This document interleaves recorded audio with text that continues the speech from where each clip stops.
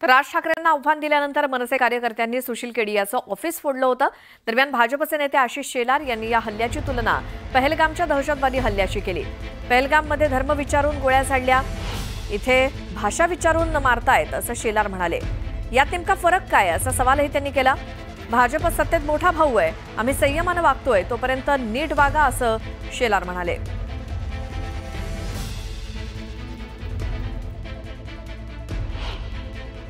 पहलगाममध्ये हिंदू धर्म विचारून गोळ्या मारल्या आणि इथे ही सगळी मंडळी निष्पाप हिंदूंना भाषा विचारून चोपतायत।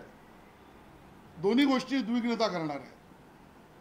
आणि मग व्हिडिओ काढा नको काढू, पण हिंदूंना चोपण्यामध्ये तुम्हाला जो आनंद मिळतोय ना, हा अख्खा महाराष्ट्र पाहतोय। सरकारने तर कडक पावलं उचलावीच।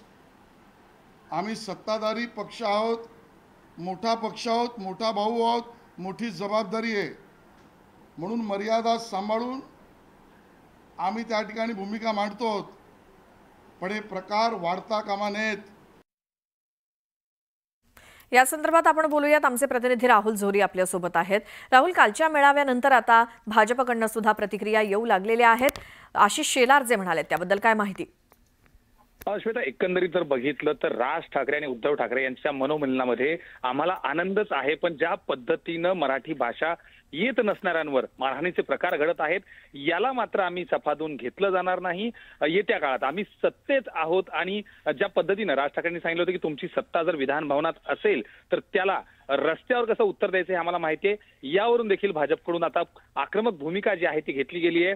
कोणत्याही पद्धतीनं कोणावर जर हात उचलला तर मात्र त्याला त्याच भाषेत कायद्यानुसार उत्तर दिलं जाईल असं देखील आता या निमित्तानं कळते। एकंदरीत बघितलं तर पहलगाममध्ये ज्या पद्धतीनं हिंदू धर्म विचारून हत्या करण्यात आल्या होत्या, तशाच पद्धतीनं आता भाषेच्या मुद्द्यावरून अशा पद्धतीनं मारहाण होणार असेल तर दोन्ही गोष्टी या आहेत अशाच पद्धतीनं चुकीच्या ठरतील असा देखील उल्लेख जो आहे तो आशिष शेलारांकडून झाला। त्यामुळे येत्या काळात जर हा वाद पुन्हा एकदा ऐरणीला आला तर मात्र कायदेशीर प्रक्रियेला त्या लोकांना सामोरं जावं लागेल आणि यासोबतच शासन म्हणून प्रशासन म्हणून अशा पद्धतीनं कोणतीही मारहाण खपवून घेतली जाणार नाही असे स्पष्ट संकेत आशिष शेलार यांच्याकडून देण्यात आले। राहुल, धन्यवाद या माहितीसाठी।